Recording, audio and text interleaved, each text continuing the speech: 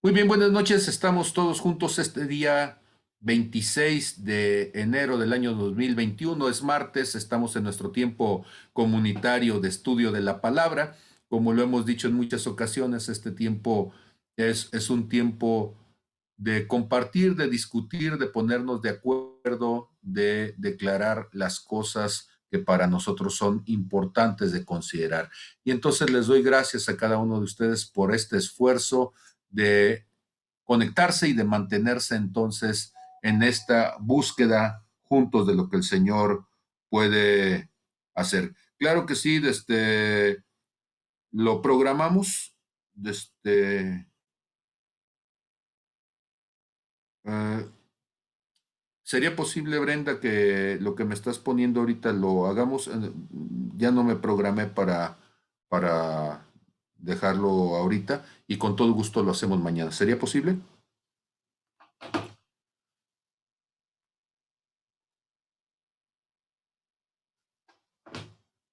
Ok, gracias. Muy bien, estábamos acá atendiendo la otra pantalla. Padre, en el nombre de Jesús, Señor, gracias, gracias, Señor, porque esta noche, una vez más, tenemos la oportunidad no solamente de reunirnos entre nosotros, sino que tenemos la oportunidad de reunirnos contigo. Tu palabra dice que tú eres la fuente de nuestra sabiduría. Tú eres el que llenas, Señor, nuestro corazón con tu entendimiento, con tu palabra.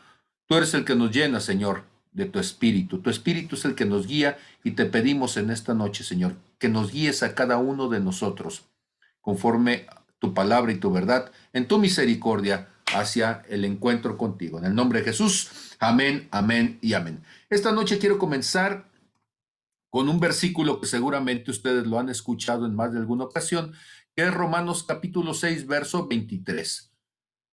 Aquí lo tengo coloreado en rosa y amarillo. Dice el apóstol Pablo, porque la paga del pecado es muerte, mas la dádiva de Dios es vida eterna en Cristo Jesús, Señor nuestro. La paga del pecado, y suena como un mal negocio, la paga deberíamos de interpretarlo como la consecuencia, como el resultado de haber pecado.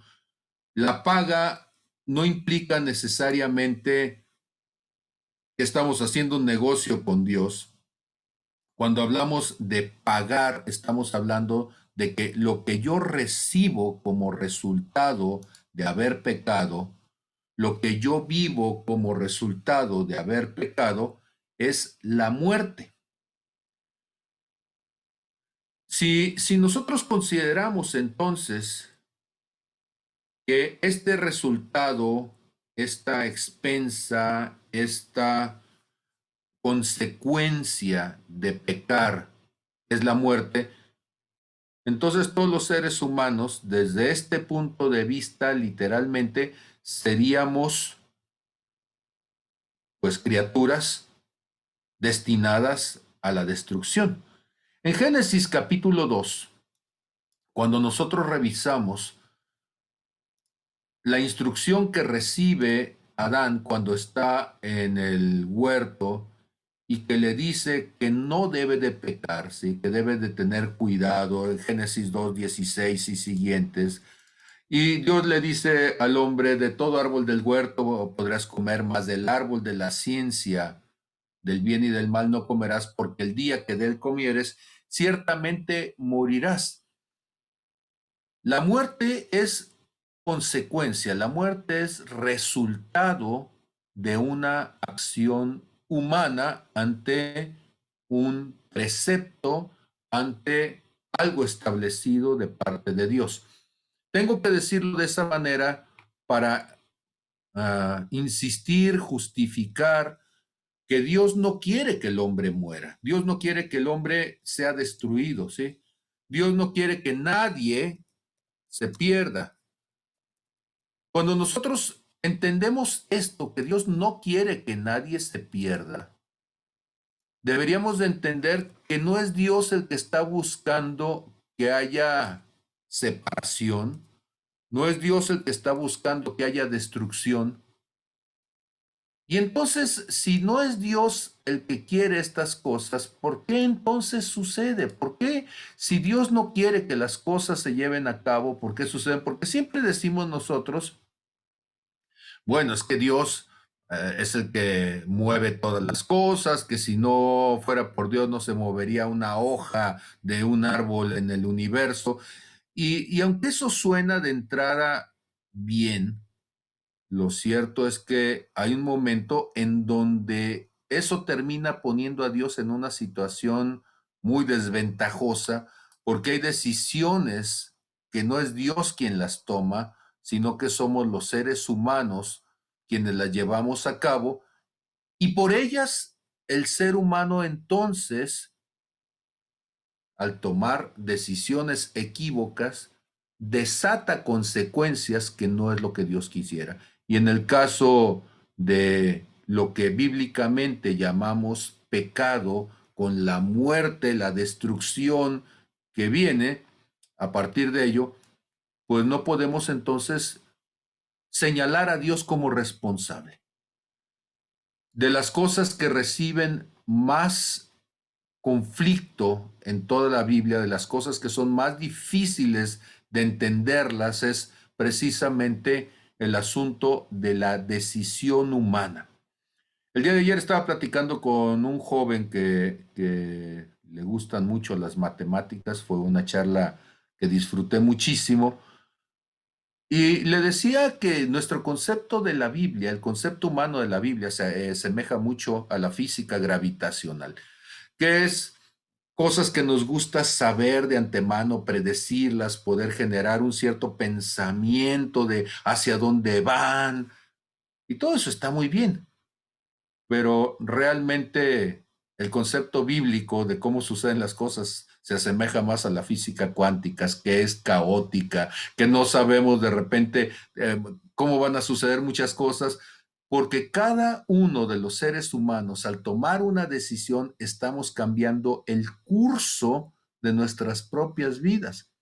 La gente dice, es que Dios sabe todas las cosas y entonces Dios ya sabía que yo iba a pecar. Bueno, Dios sabe que vamos a pecar por nuestra condición y Dios, siendo omnisciente, seguramente puede saber el futuro y puede saber las consecuencias, pero no porque Él sea el que las toma como parte de su decisión. Somos nosotros los seres humanos los que con nuestras decisiones estamos determinando no solamente el sentido de nuestra vida, sino que también con nuestras decisiones lo que nosotros hacemos es determinar aún el sentido en la vida de alguien más.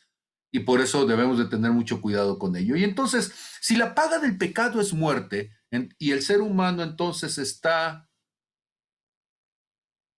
bueno, ay, es tan difícil encontrar las palabras correctas para decir que deberíamos de estar destinados a morir. Pues no, no estamos destinados a morir. El deseo de Dios era que vivamos. Entonces está orientado, está enfilado, encaminado, está rumbo a su propia destrucción como consecuencia. Bueno, hay una consecuencia entonces de muerte en el ser humano, pero en Isaías capítulo 6 podemos ver a un profeta que está en la presencia de Dios. Y podemos ver a este profeta con un deseo de saber y de entender lo que Dios tiene en su corazón. ¿Sí? Cuando se enfrenta, bueno, cuando está con Dios, cuando está en la presencia de Dios, en Isaías 6:8, dice, después oí la voz del Señor que decía, ¿a quién enviaré? ¿Quién irá por nosotros? Entonces respondí yo, heme aquí, envíame a mí. Porque este pasaje lo que nos muestra es un hombre diciéndole a Dios, envíame para dar un mensaje, podemos entender que eso mismo es lo que sucedió también con Jesús, porque Jesús viene a la tierra a traernos un mensaje de Dios, pero no solamente un mensaje de que Dios quiere reconciliarnos, sino algo más profundo, y es que Dios quiere tomar nuestro lugar y traernos libertad. Entonces, en esta noche yo quisiera hablar acerca de qué significa para mí la cruz, porque hay cuestiones que de repente, por no entenderla, y quiero decir que yo tengo muchos años de cristiano, pero me costó mucho trabajo entender la cruz, ¿sí? Y por eso quiero compartirlo con ustedes. Dice Romanos 5:10, porque si siendo enemigos fuimos reconciliados con Dios por la muerte de su Hijo, mucho más estando reconciliados seremos salvos por su vida. Jesús viene a reconciliarnos, pero la manera de reconciliarnos es a través de su muerte. ¿Qué significa el hecho de que Jesús haya tenido que venir a morir para ser el Salvador? Lucas capítulo 2, verso 11 dice que nos ha nacido en la ciudad de David un Salvador. Cristo vino a salvarnos, a redimirnos, a liberarnos, a darnos una posibilidad distinta, a cambiar el sentido, la orientación hacia donde iban nuestras vidas, que es la destrucción misma. Él dice Lucas 19:10, porque el Hijo del Hombre vino a buscar y a salvar lo que se había perdido. Lo que no tenía otra opción, vino a darnos entonces la opción de vida. Juan 3:17, ustedes conocen Juan 3:16, que es muy conocido. Juan 3:16 y 17 dice, porque de tal manera amó Dios al mundo que ha dado a su Hijo unigénito, para que todo aquel que en él cree no se pierda, mas tenga vida eterna, porque no envió Dios a su Hijo al mundo para condenar al mundo, sino para que el mundo sea salvo por él. Mucha gente habla de Juan 3:16 y es importantísimo, pero yo quisiera en esta noche pedirles que Juan 3:17 se convirtiera entonces en una palabra viva y una palabra eficaz en nosotros, porque cuando dice que Dios no envió a Jesús al mundo para condenar al mundo, resulta que mucho de nuestro cristianismo es un cristianismo que surge en un contexto de condenación. Esto es, crecimos en un contexto religioso, yo no sé ustedes, pero cuando menos yo sí. Crecimos en un contexto religioso en donde había que estarse cuidando y había que estar siempre atento de todas las cosas que nosotros hacíamos equivocadamente, porque de lo contrario, entonces Dios nos iba a desechar. Crecimos con el miedo a fallar, crecimos con el miedo a equivocarnos, crecimos con el miedo a tomar decisiones que no fueran las correctas. Y en medio de todas esas situaciones, crecimos entonces condenándonos y condenando a otros, exigiendo de la gente una perfección, exigiendo de la gente una capacidad que la gente no tenemos. Y debemos de entender que el cristianismo no es un contexto de juicio.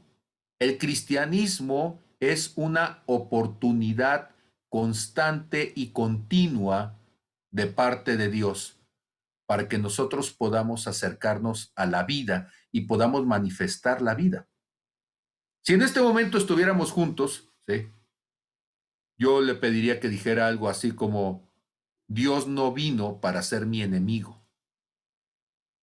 Dios no vino para destruirme. Cristo vino como Cordero de Dios, Cristo vino como ofrenda para darme la oportunidad de que yo pudiera entonces rescatar mi vida. Yo pudiera optar por la opción de vivir.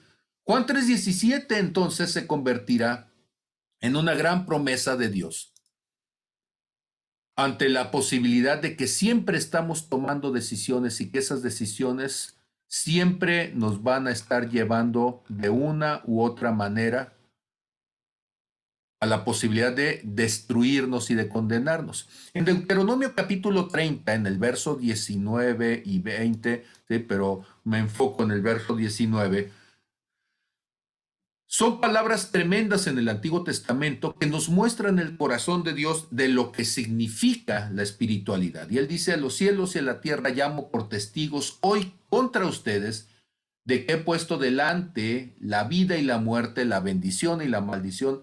Escoge pues la vida para que vivas tú y tu descendencia. ¿Qué es el cristianismo? ¿Qué es el cristianismo? En Juan 14:6, Jesucristo dice: yo soy el camino, la verdad y la vida. Y nadie viene al Padre si no es a través de mí. ¿Sí? Entonces, Juan 14, déjenme lo pongo por aquí. Juan 14. Juan 14, entonces. Juan 14. Ya ando perdido. A ver, permítanme.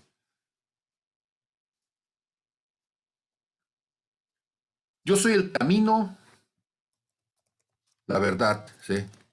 Juan 14:6, ese debe ser, entonces.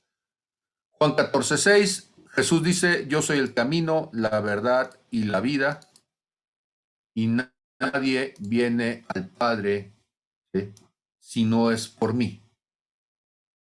Y entonces, cuando nosotros estábamos diciendo hace un momento que en Deuteronomio capítulo 30, en el verso 19, dijéramos: escoge pues la vida. Escoger a Jesús es escoger la vida. Pero ¿cómo podemos escoger la vida cuando nuestro concepto de las cosas espirituales se contamina con una interpretación de muerte? ¿Cómo podemos escoger la vida cuando nosotros, al momento de pensar sobre lo que significa el sacrificio de Jesús, lo que hacemos es pensar en Él como un lugar de tormento, un lugar de tortura? Y entonces nosotros pensamos en la cruz desde la perspectiva de lo que Jesús vivió, más que pensar que la cruz es el espacio de nuestra transformación. Ahora, ojo, yo no estoy diciendo, y quiero que esto quede muy claro, yo no estoy diciendo que Jesús no sufrió en la cruz. Comparto mi pantalla entonces y vemos algunos versículos al respecto, ¿sí? Cuando Cristo vino, ¿sí?, sabemos nosotros, ¿sí?, dice Hebreos 12:2, lo hemos comentado en estos últimos días muchísimo, el cual por el gozo puesto delante de él sufrió la cruz, lo decíamos la semana pasada. Jesús va a la cruz a morir.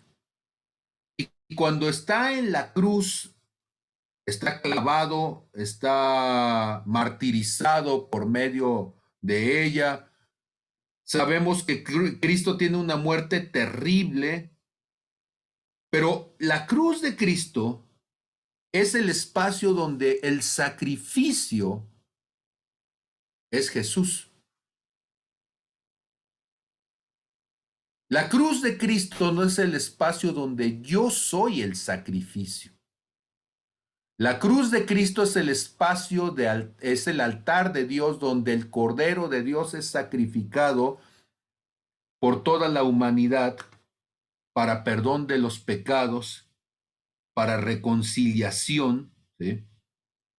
Dice Efesios capítulo, ¿sí?, 2, verso 14 hasta el 16, porque Él es nuestra paz, que de ambos pueblos hizo uno, derribando la pared intermedia de separación, aboliendo en su carne las enemistades, la ley de los mandamientos expresados en ordenanzas, para crear en sí mismo de los dos o de las dos naciones un solo y un nuevo hombre, haciendo la paz, y mediante la cruz reconciliar con Dios a ambos lados en un solo cuerpo, matando en ellas las enemistades. Entonces, Cristo cuando muere y se presenta como sacrificio, efectivamente sufre en su propio cuerpo, lleva en sí mismo el pecado de muchos, lleva en sí mismo el dolor, lleva en sí mismo la muerte, pero tenemos que entender entonces que cuando la gente escucha,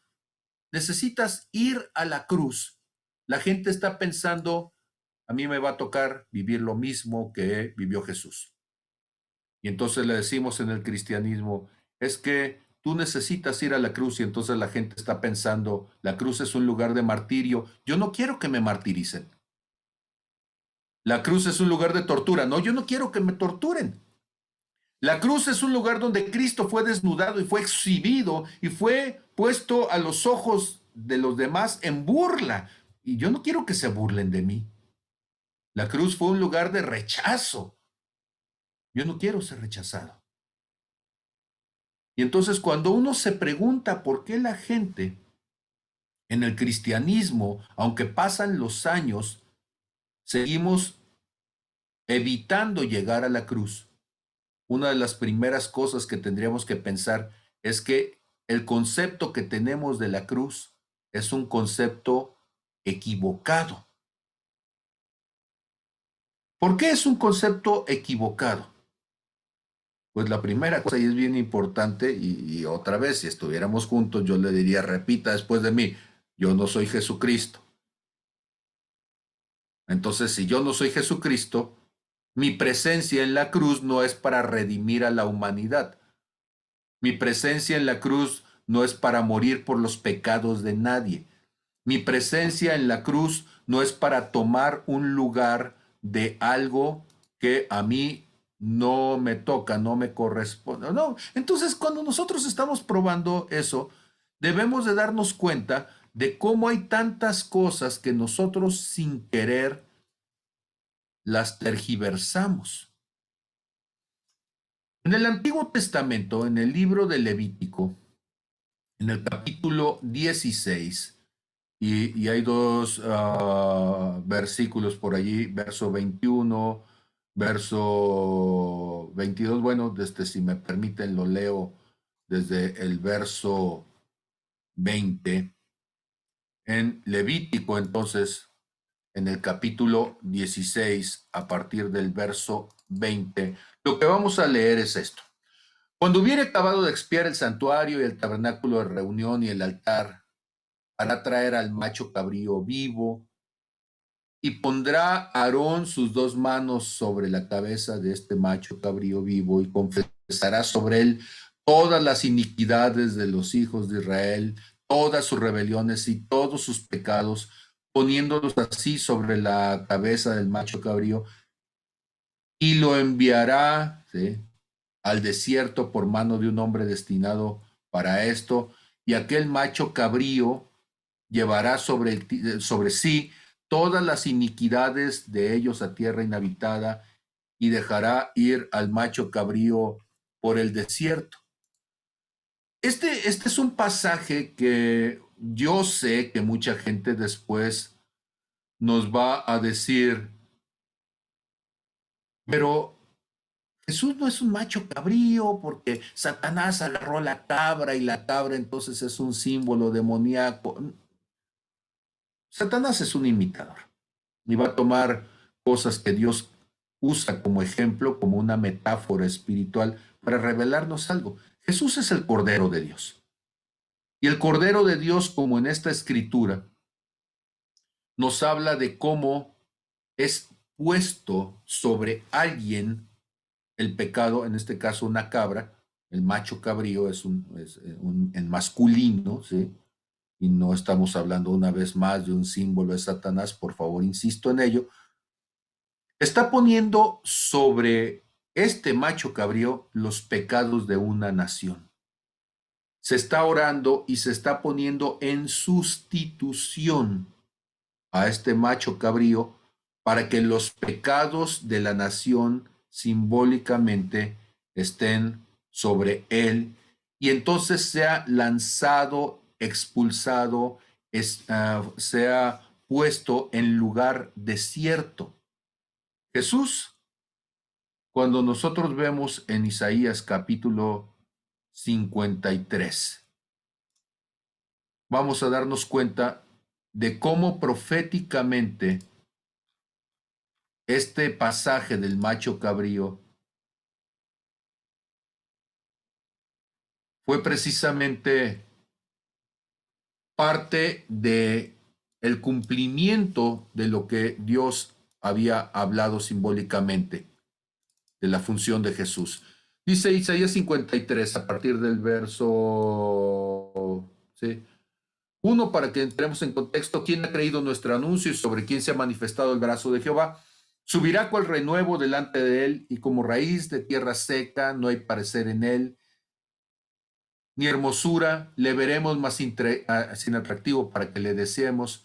Despreciado y desechado entre los hombres, varón de dolores, experimentado en quebrantos, y cómo escondimos de él el rostro y fue menospreciado y no le estimamos. Ciertamente él llevó nuestras enfermedades, sufrió nuestros dolores, nosotros le tuvimos por azotado de Dios, por herido de Dios y abatido, mas él herido fue por nuestras rebeliones, molido por nuestros pecados. El castigo de nuestra paz fue sobre él, y por sus llagas fuimos nosotros curados, por sus llagas fuimos nosotros sanados. ¿Qué es lo que está diciendo? Que Jesús tomó un lugar, tomó nuestro lugar en la cruz. Jesús tomó nuestro lugar para recibir el pecado. Jesús tomó nuestro lugar en sustitución para que nosotros entonces pudiéramos estar en el lugar de Él. Ahora, ¿qué significa sustitución? Sustitución significa que alguien toma el lugar por otro, alguien asume el rol de otro, alguien lleva la responsabilidad del otro, pero eso finalmente lo que significa es que en este cambio de roles, si Jesús toma nuestro lugar, entonces nosotros, y aquí tengo que ser muy cuidadoso, tomamos el lugar de Jesús, pero no somos Jesús. Igual que Jesús no es Pablo Cancino, sigue siendo Jesús entregando su vida en favor de Pablo Cancino. Ahora, Pablo Cancino entrega su vida, igual que Jesús la entregó, para tomar el lugar de Jesús como hijo. ¿Suena medio raro? Ok, noten ustedes, cuando nosotros estamos hablando de Juan capítulo 1 en el verso 12,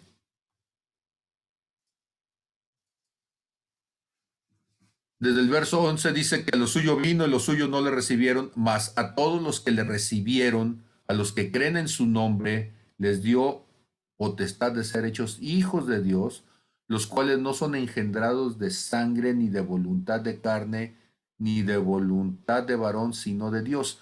Nótese la frase final en el verso 12, donde nos dice que dio la potestad, la autoridad, el derecho de ser hechos, no dice creyentes, no dice salvos, no dice redimidos, aunque todas estas cosas lo son, dice hijos.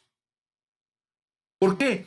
Porque Jesús está tomando mi lugar como huérfano para que yo tome el lugar de Jesús como hijo. Jesús está tomando mi lugar como pecador, en mi lugar que me correspondía para recibir las consecuencias de pecado, para que yo tome su lugar para recibir las consecuencias como alguien santo. Por eso soy santificado al tomar ese lugar de Jesús. Jesús está tomando mi lugar donde yo era un enemigo de Dios, para que entonces yo tome el lugar de Él como amigo de Dios.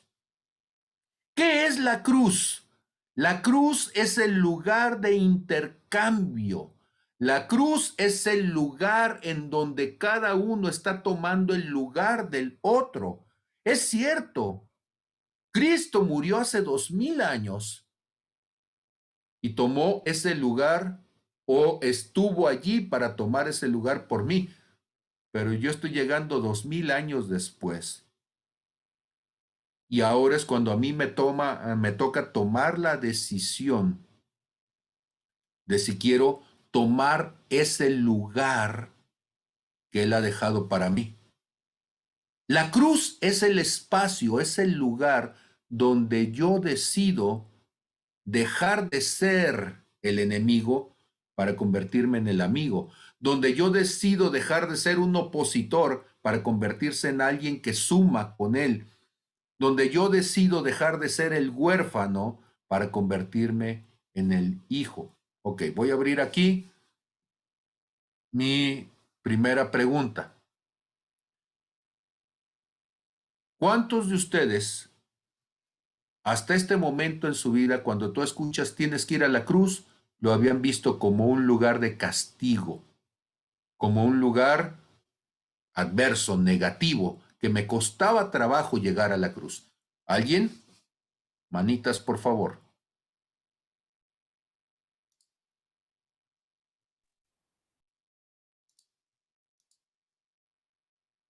A ver, aquí tenemos, necesito poner así en manitas para poder ver. Entonces, si hay alguien por allí, alguien que pueda decir conmigo, a mí me costaba trabajo o me ha costado. Mari, por favor, si abres tu micrófono.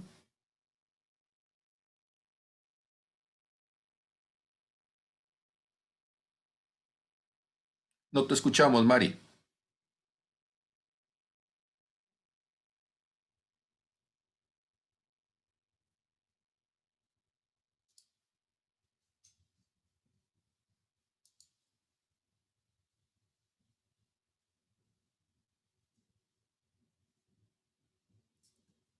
No escuchamos a Mari. ¿Alguien más? Aquí tengo a mi conejo queriendo opinar, pero luego no se sabe comunicar en lenguaje humano, así que también lo vamos a brincar a él. A ver, ayúdenme, sí, sean generosos. Yo sé que les puede dar mucha pena, pero me da más pena a mí preguntar y que no me contesten. Entonces, alguien que me pueda decir. Magdalena, por favor. Gracias. Abre tu micrófono.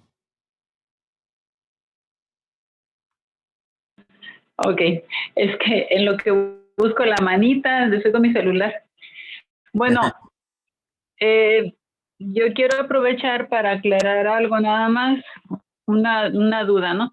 Yo al principio, a mí sí me costó mucho trabajo porque yo vengo del catolicismo y pues ahí nos enseñaban así como que la cruz de Cristo era un sacrificio, no era sacrificarse uno y decían, no, pues siempre que hacían comentarios de sufrimiento decían, pues es que tenemos que tomar nuestra cruz y tenemos que sufrir y sí era como una connotación negativa. Y sí me costó bastante tiempo entender eso que acabas de explicar, que Jesucristo es el que pagó por mí y yo ya no tengo que pagar nada, es gratis la salvación. Entonces, pues entendí que el ir a la cruz es como ir y entregar allí mis pecados, rendirme allí, así como yo siempre me imaginaba, o sea, ya cuando lo entendí, me imagino como la madre de Samuel, que va y llora y le entrega su carga al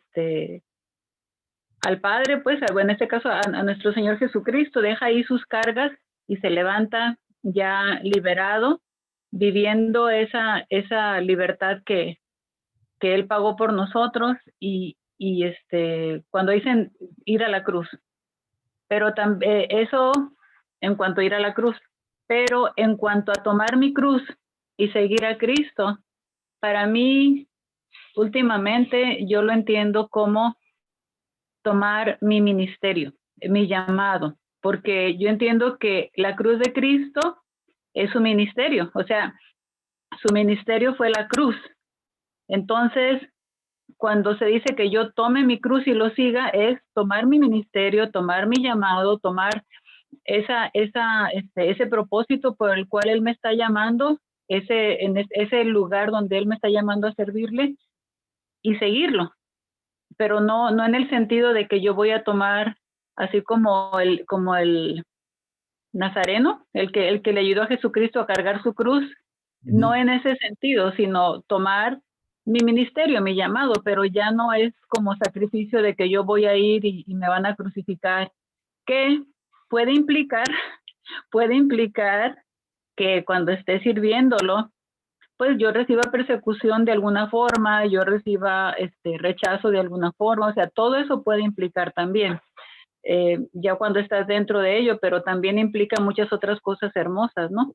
Pero no sé si estoy entendiendo bien lo que es tomar mi cruz y quería aprovechar para preguntarte. Sí, sí, de hecho, efectivamente, la forma más adecuada de decirlo es, la cruz fue el ministerio de Jesús, ¿sí? Fue el llamado de Dios, fue el plan de lo que Dios tenía, el propósito de lo que Dios tenía para Jesús. Y nosotros tenemos que tomar el llamado, el propósito, el ministerio de lo que Dios tenga para nosotros. Ahora, cuando vamos a la cruz de Cristo a dejar a nuestra vieja criatura, no es para torturarla, es para hacer ese intercambio y tomar el lugar de hijo y tomar santidad en lugar de pecado y demás, ¿no? Entonces, creo que sí estamos en la misma dimensión, Magdalena. Gracias. ¿Alguien más que quisiera? Brenda, por favor. Soy Juan Carlos. Es que no me puedo conectar en mi teléfono, pastor. Ah, muy bien. Está bien, así se gasta menos en telefonía. Los Sí, Conste que es el mío. Ok. sí, la verdad que sí. A No, ver. pues para mí eso de tomar la cruz me ha costado mucho trabajo, este, dar el paso sobre todo y entenderlo, ¿no? Porque de alguna manera, pues la vida implica sufrimiento, implica todo y al menos yo, por mi forma de ser, que soy o siempre fui hedonista, pues es más complicado, ¿no? Porque yo siempre le pido a Dios fortaleza, que me dé fuerza, pero pues la fuerza viene precisamente del sufrimiento, ¿no? Ya cuando me manda a veces las pruebas y todo, que es para mí el cargar esa cruz, el tener que sacrificar los deseos de mi carne o ir contra mis deseos personales porque pues no es agradable, no es grato y pues para mí es una parte que ha sido difícil, pero pues poco a poco he ido entendiendo esa parte y he visto también, aunque a veces me pasan muchas cosas que yo no entiendo el por qué, ya después me doy cuenta que cuando yo decido venir a Cristo y vivir bajo, o tratar de vivir bajo los preceptos que Él me marca, pues que todo al final obedece a un propósito, ¿no? Porque después entiendo el por qué, aunque en el momento no lo entiendo y a veces, pues la verdad reniego. Y para mí, pues cargar la cruz es eso, precisamente el empezar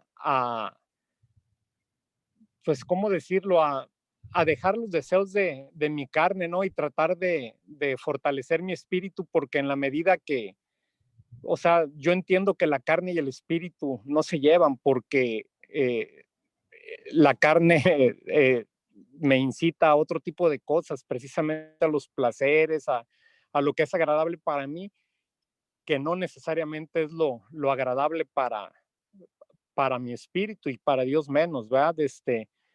Entonces, pues sí es importante para mí hacerlo, entenderlo y tratar de, pues, de vivir apegado a esto, porque pues esto es lo que me ha ido dando un poco más de calma, de tranquilidad, eh, sobre todo a sobrellevar mi vida. Eso es Ujú. lo que quiero compartir, pastor. Gracias. Ok, gracias. Nosotros pensamos entonces en por qué nos es difícil ir a la cruz.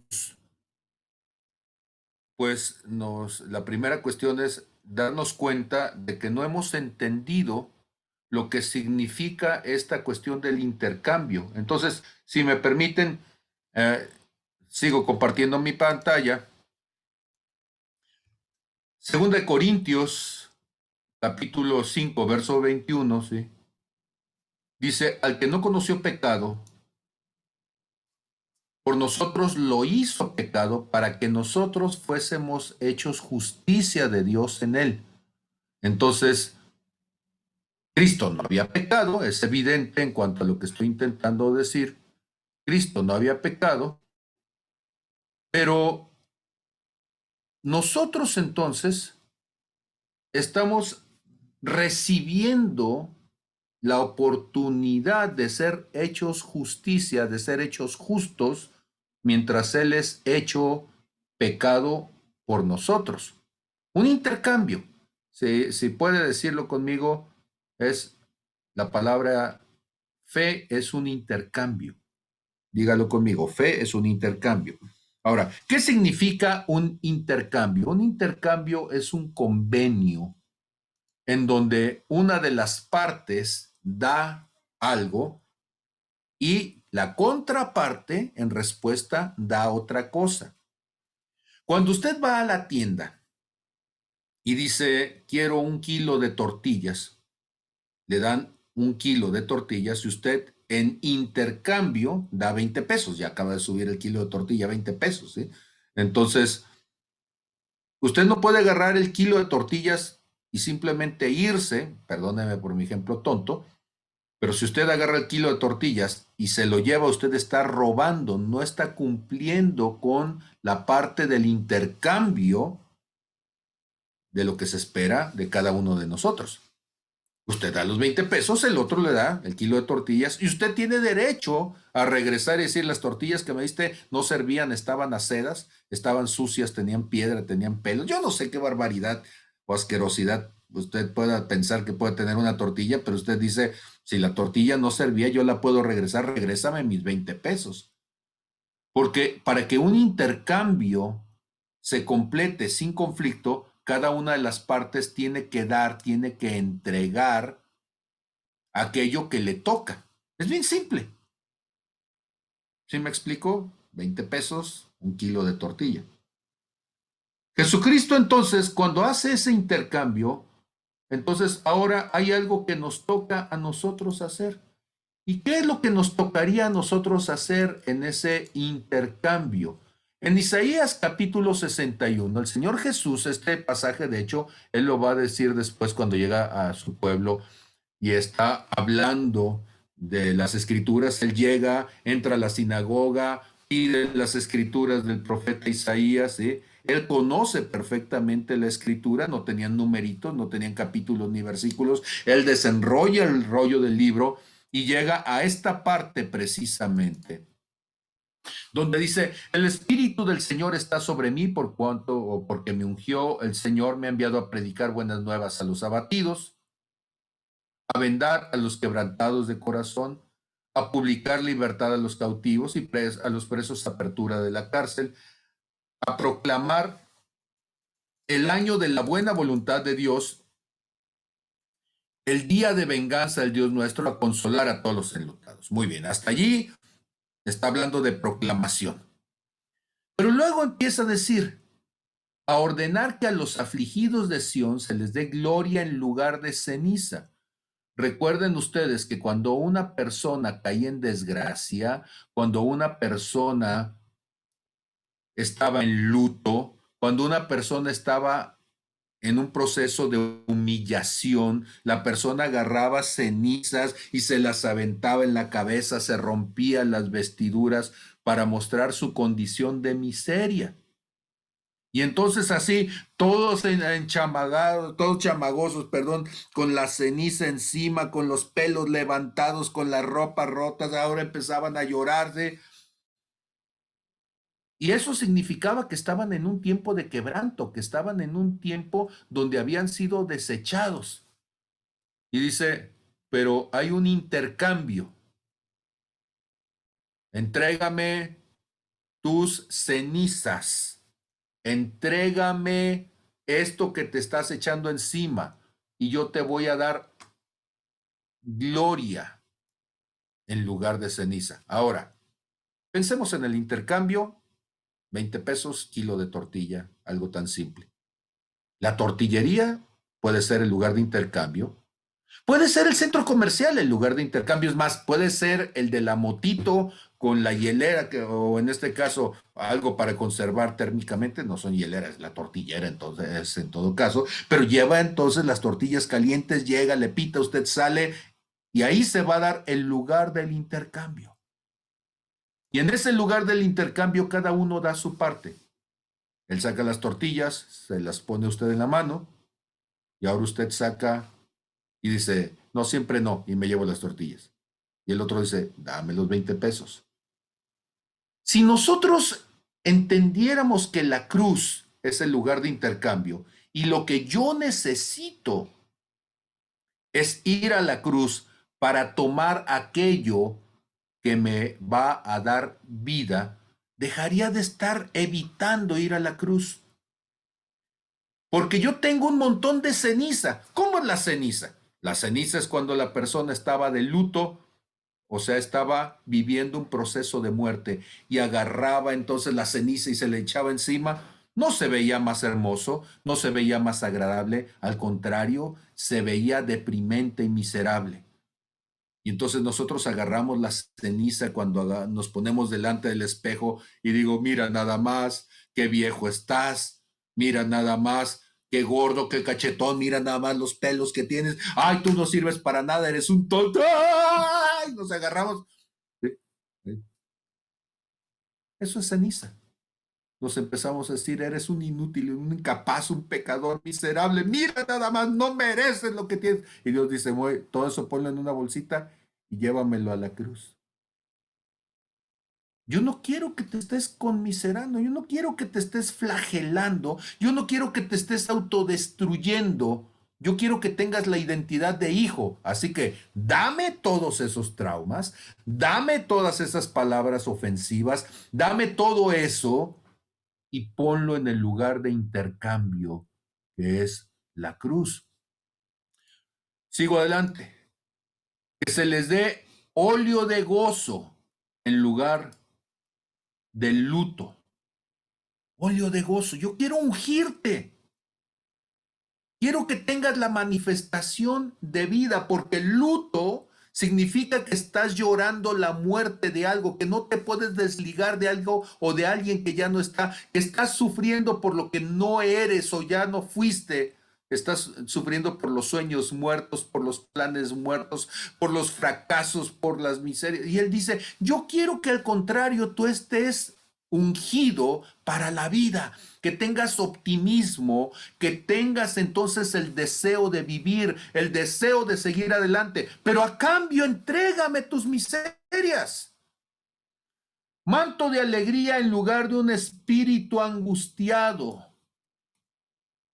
porque todo me va a salir mal. Todo va a ser horrible, todo va a ser miseria, todo va a ser, oh, ya no quiero, Señor, ya no puedo.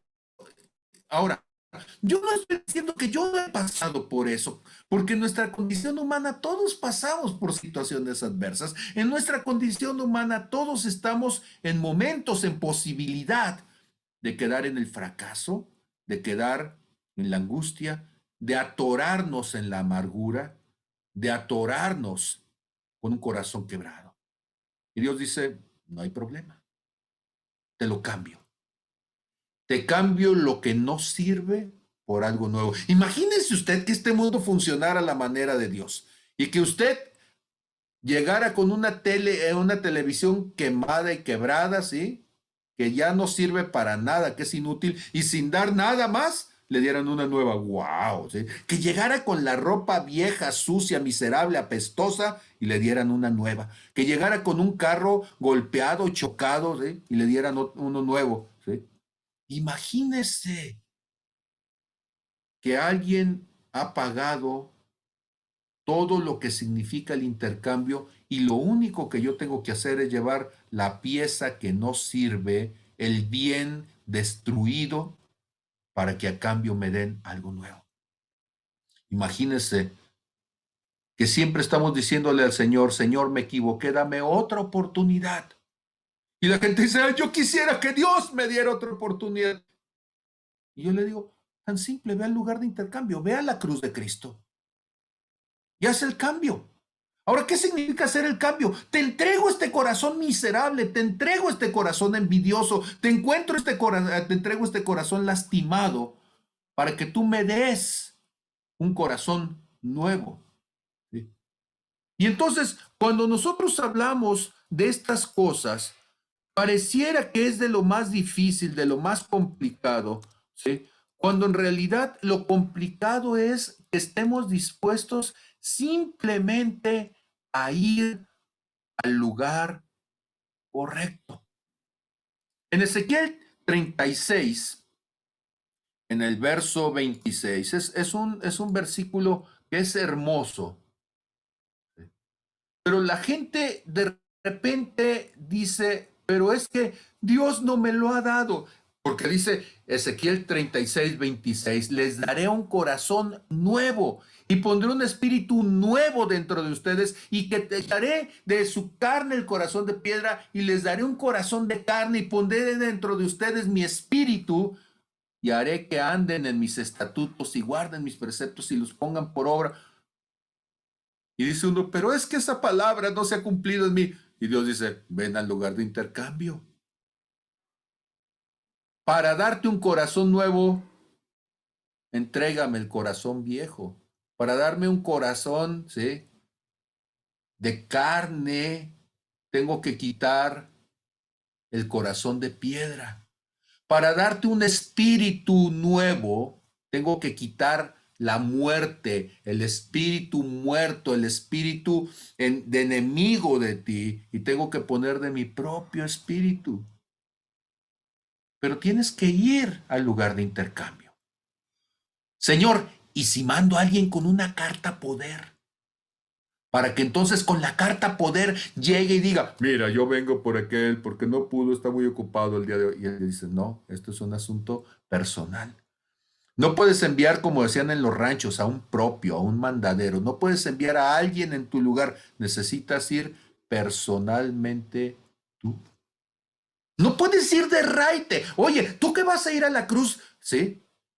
¿Me haces un favor? No, no puedes ir. Tienes que ir tú. Porque nadie puede ser operado en tu lugar. Nadie puede ser, ¿sí?, transformado en tu lugar. Se transforma el que va. Pero es que tengo miedo de ir, porque si voy a sufrir. No, déjame decirte la verdad, si te quedas fuera vas a sufrir. Es que la cruz es un lugar de tormento para Jesús. Él fue a morir para que tú no tengas que vivir en tormento. Ahora, y entonces, como decía Magdalena, y tenemos que poner esto en su justa dimensión, porque entonces la gente dice, ¿y entonces por qué los cristianos sufren? ¿Por qué los cristianos viven conflictos? ¿Por qué los cristianos son perseguidos? Decíamos que cada uno de nosotros tenemos un llamado en nuestro propósito de vida, en nuestra predicación de Cristo, pero no es el castigo de la cruz. Es la oportunidad de poder tomar nosotros nuestro lugar en la predicación de lo eterno. ¿Sabes que nadie va a morir a fuerzas? Es un privilegio poder dar testimonio. Es un privilegio ser tenido por testigo de Cristo, pero esa es una decisión personal mía.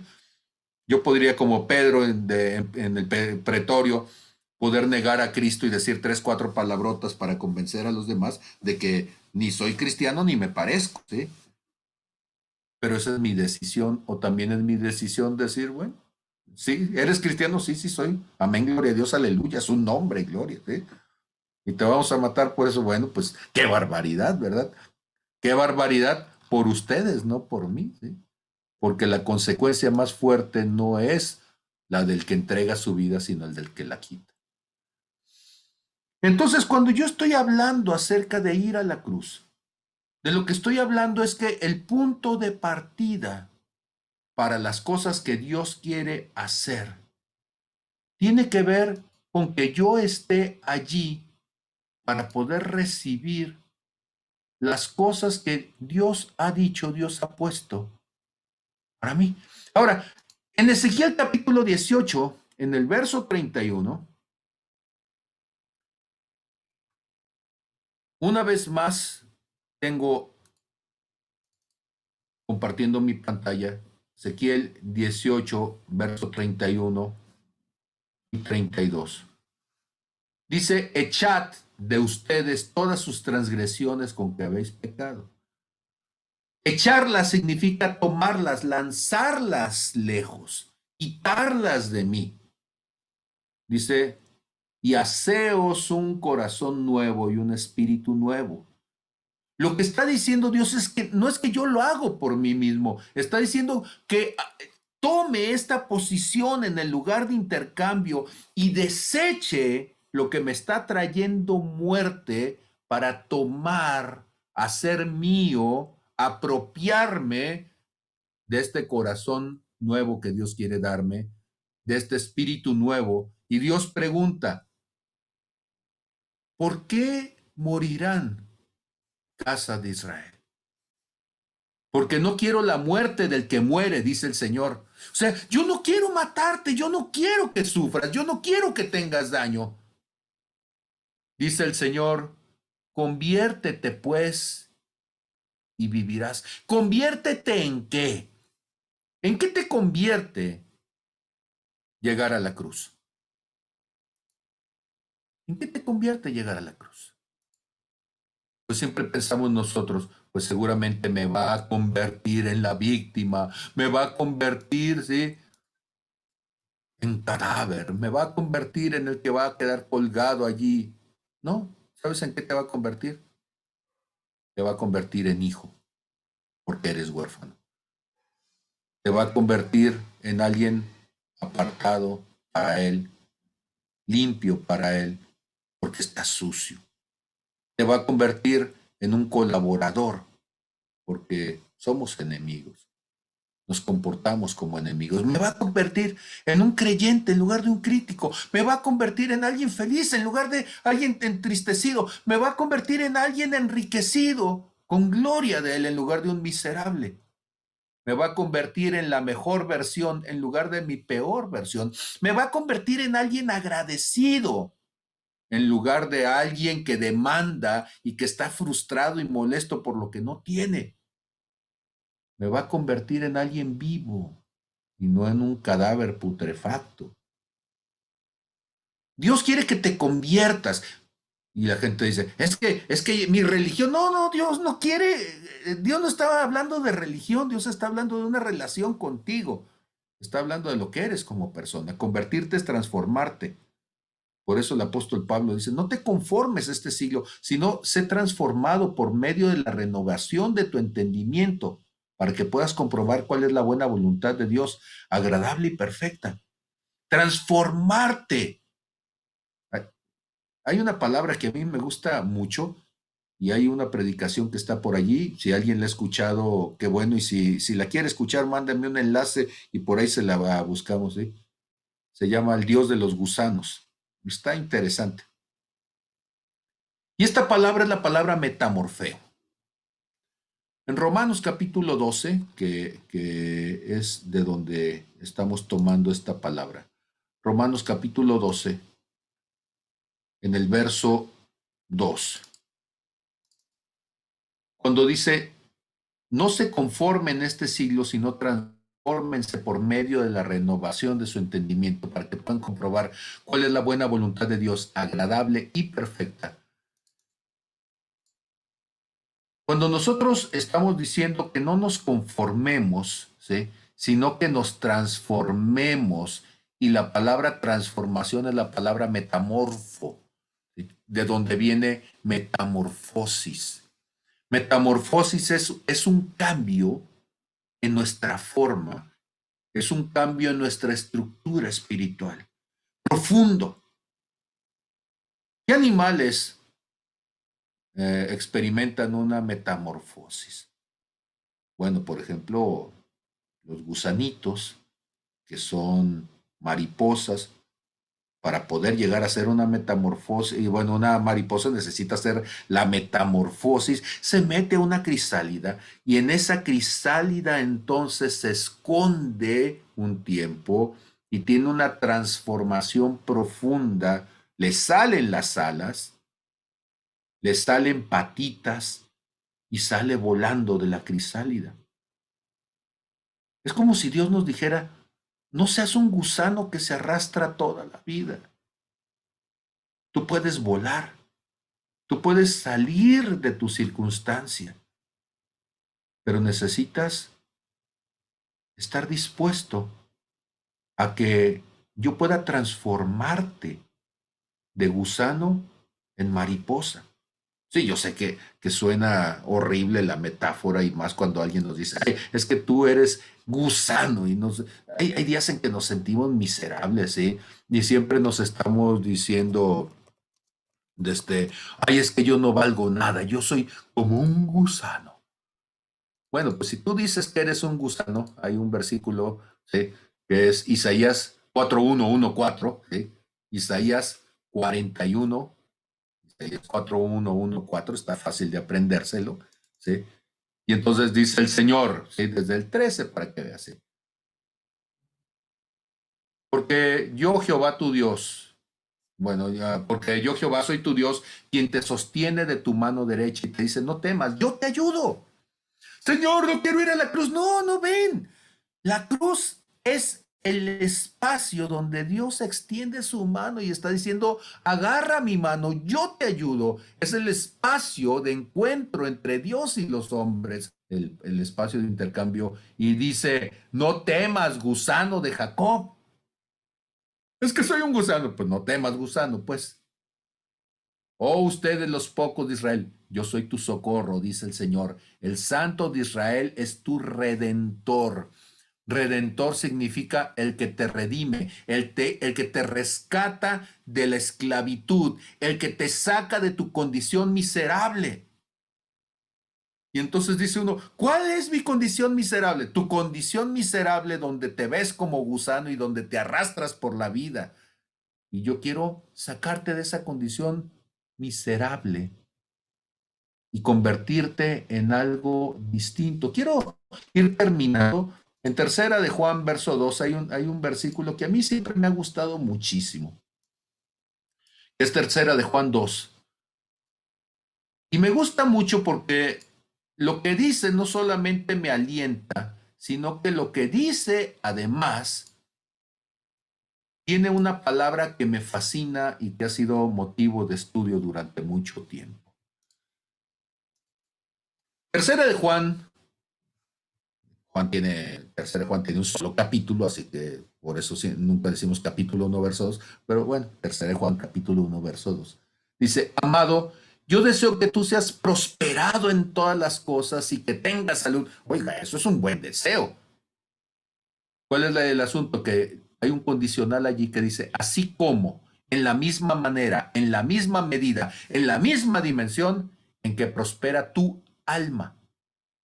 Si en este momento estuviéramos en un espacio juntos, ¿sí? Le diría, diga conmigo alma, alma, diga conmigo alma, alma. Ahora dígalo en griego. Y vas a decir, ¿qué? ¿Cómo? Pues la palabra alma en griego es la palabra psuké. La palabra psuké. Psuké.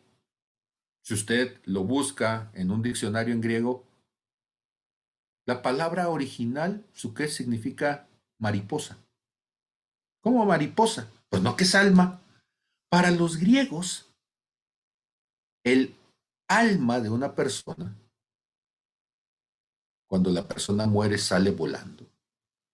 Y lo que queda entonces este cuerpo es la crisálida, es el cascarón de donde salió la mariposa.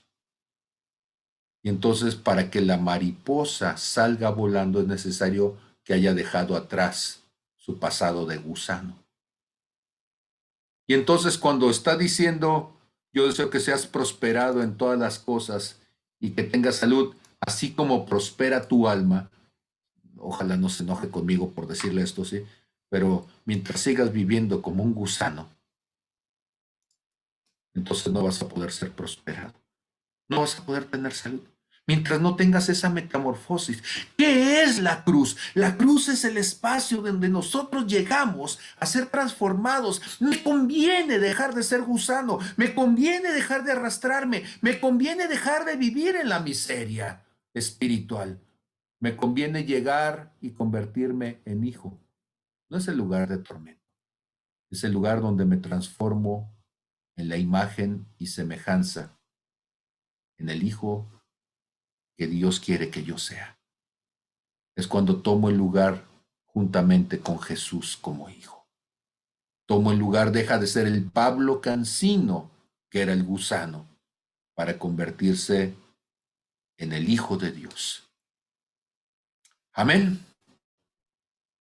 Espero que todo esto que estoy diciendo nos ayude y quiero pedirles entonces sus comentarios. Acuérdense que si no comentamos, esto se pone aburrido y pierde su sentido. Entonces, por favor, en el chat comiencen a decirme quién quiere participar e involucrémonos todos. Muy bien, doctor Fernando, te escuchamos. Mira, cuando estaba escuchando, me vino a la mente y hablabas mucho de Juan. La verdad os hará libres. Hemos vivido engañados durante muchos años y se nos ha dado la palabra de una manera que más que acercarnos a la cruz, nos alejaba de ella. El día de hoy para mí es de gran revelación por esa verdad, por esa interpretación y por el proceso que he estado llevando, ¿sí? O sea, yo doy testimonio de ello, ¿sí? De cómo se ha aligerado mi carga, cómo han cambiado las cosas y retomando un poco lo que dice o lo que hizo el comentario Magdalena, ¿sí? De que tenemos que ser cristianos activos y no pasivos, ¿sí? Y para mí la actividad es saber cuál es mi propósito que tengo que hacer y cómo tengo que prepararme lo suficiente para dar frutos de esa calidad, ¿sí? Porque quienes tienen la oportunidad de conocerme, yo me he convertido en un verdadero testimonio de vida, ¿sí? Por eso me vino a la mente, la verdad me está haciendo libre y esto lo debería escuchar muchísima gente porque también el desconocimiento genera gran confusión. Hasta ahí lo... Muchísimas gracias, gracias, doctor. ¿Quién más me apoya dándome su participación y su testimonio? Magdalena, por favor. Bueno, conectando lo que estás diciendo ahora.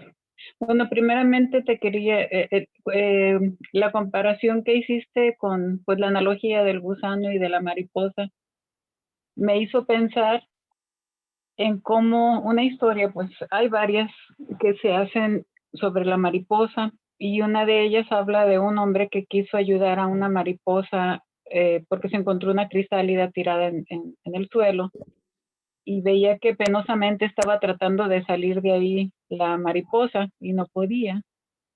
Estaba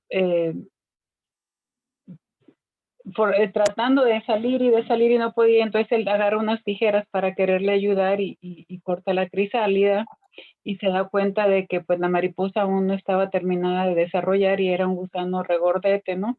Y tenía las alas pequeñitas todavía y tenía su cuerpo pues grueso y entonces todavía no se había terminado de convertir en mariposa. y la moraleja de la historia, no sé si los que ya la saben, si lo estoy contando mal, por favor me dicen, es que para la mariposa necesitaba pasar por ese proceso donde tenía que esforzarse para salir de esa crisálida y pues no era fácil, no iba a ser fácil ese proceso, pero tenía que pasar por él para que todos su cuerpo pasara ay, no quiero decirlo mal, pero todos los fluidos llegaran a su cuerpo en la forma que tenían que llegar y se terminara de desarrollar, etcétera, para ya salir como una mariposa completa, ¿no? Con sus alas grandes, su cuerpo esbelto, bien desarrollado y ágil para volar. Y pues la analogía es esta, ¿no? Que nosotros también tenemos que pasar por un proceso y si estamos hablando de que somos nuevas criaturas y nos vamos a dejar de ser gusanos y convertirnos en esas mariposas, tenemos que recordar que vamos a pasar por ese proceso donde no va a ser, va a haber situaciones que no van a ser agradables, pero que necesitamos pasarlas para poder crecer, para poder madurar, para poder tener ese carácter, ¿sí?, de Cristo. Y bueno, decía que conectándolo con las enseñanzas anteriores, por eso, porque también estaba meditando sobre lo que nos habías dicho del crecimiento, perdón, del sufrimiento. El sufrimiento es negarnos a aceptar las circunstancias que estamos viviendo. Estamos como revelándonos y decir, no, yo no, ¿por qué? Y sufrimos mientras estamos oponiéndonos como hijos de Dios ya que somos y que en Él todas las cosas son para bien. Sufrimos cuando nos oponemos a su voluntad y nos negamos a su voluntad. Y ya cuando por fin nos rendimos y decimos, Señor, hágase tu voluntad y no la mía, si he de pasar esta copa, o sea, yo como Jesucristo dijo, no, yo no quiero, si puedes quitarme que pase yo de esta copa, pues quítamela, y si no, pues que sea tu voluntad y no la mía. Entonces, cuando llegamos a ese punto nosotros, dejamos de sufrir y empezamos a crecer. Entonces, pues me hizo pensar eso, ¿no? El proceso de la mariposa cuando tiene que salir de su crisálida, es algo que tenemos que mantener siempre bien en nuestra mente, que todo lo que estemos pasando, tenemos que enfrentarlo con la actitud correcta para llegar a ese crecimiento. Estoy repitiendo lo que ya había dicho, ¿no? Pero creo que está conectado, nada más. Quería comentarlo, gracias. Así es. Imagínense un niño que dice es que no quiero pasar por el dolor del parto. Pues entonces si no pasas por el dolor del parto, pues no naces y el vientre te puede albergar un tiempo, pero tarde o temprano terminarías muriendo. Entonces, tenemos que quitar la visión trágica de las cosas y darnos cuenta más bien de lo que implica el proceso de crecimiento. Hay cosas que no queremos enfrentarlas, pensamos que es un tormento y hay cosas que son simplemente asunto de la responsabilidad del querer crecer. Los niños quieren ser niños, quieren mantenerse siendo niños, no quieren llegar a ser adultos, el síndrome de Peter Pan, pero simplemente es por evadir la responsabilidad de tener que hacernos cargo de nosotros mismos, ¿sí? Entonces, crecer no es un sufrimiento, el sufrimiento es quedar inmaduro toda la vida, pero tenemos trastornado este concepto culturalmente hablando. Lore, ¿tienes algo que compartir? Sí, ¿me escuchan? Adelante. Bueno, hace poquito me quemé mi pie. Entonces, pues como no sabía cuidarme, pues fui negligente y me mojé y se me hacían costras y las costras se me caían, en fin, hasta que fui con el médico y me mandó a enfermería. Entonces ahí me dijeron, señora, para poder usted ser sanada, necesitamos quitarle toda la piel y aún la costrita esa que le va a doler mucho. Pues échele, que me echaron así una cosita para que no me doliera. Y me decían, al último, porque quedaba la más dura, me decían, si quieres le dejamos para mañana y venga para que le quitamos la cosa. No, de una vez. Ustedes vean la cara que yo tenga, no importa, ustedes quítemela. ¿Qué hay de esto con Jesús? Bueno, pues si quieres ser sanado, tienes que quitar todo, todo, dejarle todo a él, hacer el intercambio, dejarle a él la cosa, pero yo tenía que tener fe. Aquí la cuestión es de fe. Si yo no tengo Ujú. fe, pues ¿para qué entrego? ¿Para qué me quita la piel? ¿Para qué me quitan la costra? Si no tengo fe yo en el intercambio, pues ¿qué caso tiene? Y siga yo las instrucciones que me dieron después. Aquí lo importante era que yo tuve fe, confianza, porque yo sabía que eran enfermeras, que me iban a cuidar, que me iban a sanar. Entonces lo que hice es, les dije, ánimo, adelante, quíteme las cosas. No, pues Ujú. ya no regresé porque ya con la pomada y todo ya me empezó a salir una piel muy bonita, nuevecita, muy, muy como de bebé. Entonces es el intercambio, es pasar a otra nueva,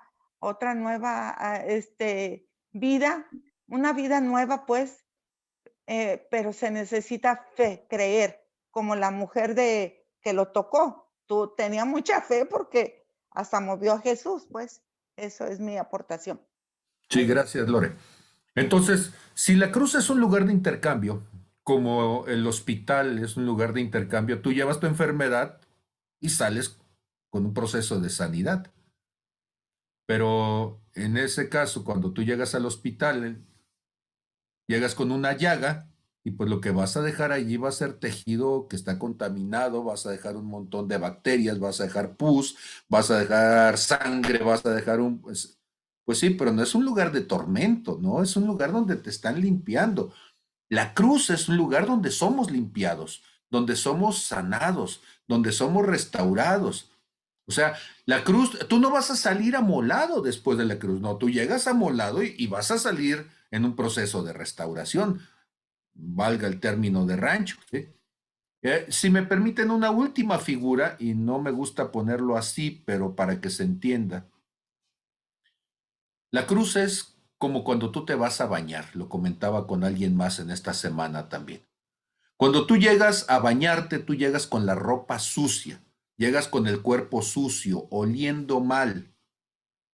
Y donde tú llegas a bañarte es un lugar de aseo y al asearte vas a dejar allí la piel muerta, vas a dejar allí el olor, vas a dejar, sí, tu ropa sucia. Bueno, eso es lo que se esperaría, o bueno, eso es lo que hemos aprendido nosotros en casa también, que cuando llegas te cambias los calzoncitos hediondos y sales y te pones calzoncitos limpios, ¿verdad? Dejas el calcetín que queda ahí parado duro. Ah, bueno, pero pues ahora sales y te bañas, te tallas, te pones jaboncito, sales y te perfumas y sales viéndote mejor, sintiéndote mejor. La cruz es el espacio donde Dios quiere que nosotros vayamos y limpiemos nuestras vidas.